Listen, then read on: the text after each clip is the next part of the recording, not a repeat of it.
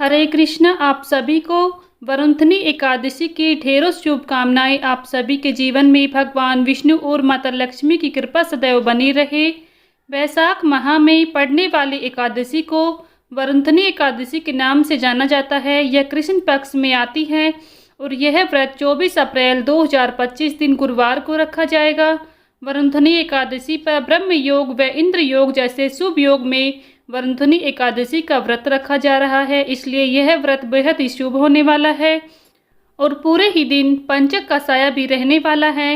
हिंदू धर्म में पंचक शुभ नहीं माने गए हैं। एकादशी व्रत भगवान विष्णु को समर्पित है। हिंदू धर्म में गुरुवार का दिन भी जगत के पालनहार भगवान विष्णु को समर्पित होता है। वरुणथनी एकादशी के दिन गुरुवार होने से इस दिन का महत्व भी और अधिक बढ़ गया है। इसलिए आज की इस वीडियो में आप सभी वरुणथनी एकादशी के शुभ मुहूर्त के बारे में जानेंगे। किस शुभ मुहूर्त में आपको भगवान विष्णु की पूजा आराधना करनी चाहिए। साथ ही इस दिन सुनी जाने वाली वरुणथनी एकादशी की व्रत कथा भी सुनेंगे। आप सभी श्रोतागण इस व्रत कथा को प्रेम पूर्वक और श्रद्धा भाव से सुने। आप सभी को वीडियो अगर पसंद आए तो प्लीज़ वीडियो को लाइक शेयर करें। चैनल पर नए हैं तो चैनल को सब्सक्राइब करना ना भूलें। बेल आइकन को प्रेस कर लें, जिससे आप सभी को व्रत और त्योहारों से जुड़ी संपूर्ण जानकारी देखने को मिलेंगी। एकादशी तिथि 23 अप्रैल 2025 को शाम 4:43 पर प्रारंभ होगी और 24 अप्रैल 2025 को दोपहर 2:32 पर समाप्त होगी। इसलिए 24 अप्रैल को दिन गुरुवार को यह व्रत रखा जाएगा। वरुणथनी एकादशी के दिन पूजन का शुभ मुहूर्त ब्रह्म मुहूर्त सुबह 4:19 से 5:03 तक रहेगा। अभिजीत मुहूर्त 11:53 से 12:46 तक रहेगा। विजय मुहूर्त 2:30 से शाम 3:23 तक रहेगा। गोधूली मुहूर्त 6:51 से 7:13 तक रहेगा। वरुणथनी एकादशी के व्रत पारण का समय एकादशी व्रत के अगले दिन सूर्योदय के बाद पारण किया जाता है। एकादशी व्रत का पारण द्वादशी तिथि समाप्त होने से पहले करना शुभ होता है। इसलिए वरुणथनी एकादशी व्रत का पारण 25 अप्रैल 2025 दिन शुक्रवार को किया जाएगा। व्रत पारण का शुभ मुहूर्त सुबह 5:46 से सुबह 8:23 तक रहेगा। पारण तिथि के दिन द्वादशी तिथि समाप्त होने का समय सुबह 11:44 तक रहेगा। इसलिए द्वादशी तिथि समाप्त होने से पहले ही आप व्रत का पारण कर लें। आइए अब सुनते हैं वरुणथनी एकादशी की व्रत कथा। आप सभी श्रोतागण इस व्रत कथा को प्रेम पूर्वक और श्रद्धा भाव से सुने। आप सभी की मनोकामनाएं अवश्य ही भगवान विष्णु पूर्ण करेंगे। प्रेम से बोलिए भगवान विष्णु की जय, माता लक्ष्मी की जय। महाराज युधिष्ठिर ने श्री कृष्ण जी से कहा, हे भगवान, आप मुझे कोई ऐसा व्रत का विधान बताएं जिससे पुण्य फल मिले। तब भगवान कृष्ण ने कहा, हे राजेश्वर, ऐसे व्रत का नाम वैशाख माह की वरुणथनी एकादशी है। यह सौभाग्य देने वाली, सभी पापों को नष्ट करने वाली इस एकादशी पर व्रत करने से 10,000 सालों तक तप करने के बराबर फल प्राप्त होता है।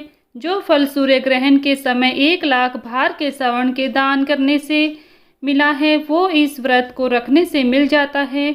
ऐसा कहा जाता है कि हाथी दान, घोड़े के दान से, स्वर्ण दान, अन्न के दान से और अन्न दान के बराबर कोई दान श्रेष्ठ नहीं माना जाता है। अन्न दान से देवता, पितृ और मनुष्य तीनों ही तृप्त होते हैं। इस एकादशी पर कन्यादान और अन्नदान दोनों के योग से बराबर फल मिलता है। जो लोग लोभ के वश में होकर कन्या का दान लेते हैं, उन्हें अगले जन्म में विलाप का जन्म मिलता है। जो मनुष्य कन्या दान करते हैं, उनके पुण्य चित्रगुप्त भी नहीं लिख पाते हैं। इस दिन कांसे के बर्तन में भोजन, मांस खाना, मसूर दाल, चना, कोंदो, साग, मधु, दूसरे का अन्न, संतरी संभोग और दूसरी बार भोजन नहीं करना चाहिए। प्राचीन समय में नर्मदा के किनारे मानधाता नाम के राजा रहते थे। राजा का धर्म निभाने के साथ ही वह तप जप करते रहते थे, साथ ही प्रजा के प्रति दया भाव रखते थे। एक बार वह तपस्या में लीन थे तो एक भालू ने उनके पैर चबा लिया और राजा को जंगल की ओर खींच कर ले गया। तब राजा ने विष्णु भगवान से प्रार्थना की। भक्त की पुकार सुनकर पहुँचे विष्णु भगवान ने अपने चक्र से भालू को मार डाला, लेकिन राजा का पैर भालू ने नोचकर खा लिया था। इस बात का राजा को बहुत दुख हुआ। राजा को दुखी देखकर विष्णु भगवान ने कहा, राजन, भालू ने जो तुम्हारा पैर काटा है वह तुम्हारे पूर्व जन्म का पाप है, जिसकी सजा तुम्हें इस जन्म में भुगतनी पड़ रही है। राजा ने इससे मुक्ति पाने का उपाय पूछा तो भगवान विष्णु ने कहा कि हे राजन, तुम मेरी 12 अवतार मूर्ति की पूजा वरुंधनी एकादशी का व्रत धारण करके करो। इससे तुम्हारे पाप कट जाएंगे और व्रत के प्रभाव से दोबारा अंगों वाले हो जाओगे। इसके बाद राजा ने वरुंधनी एकादशी का व्रत धारण किया तो उनका पैर फिर से सही हो गया।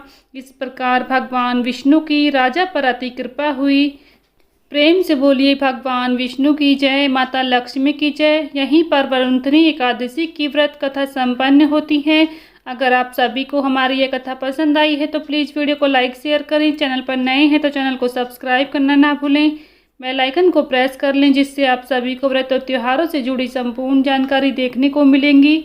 मिलती हूँ नेक्स्ट वीडियो में, तब तक के लिए सभी को राधे राधे, जय श्री कृष्णा।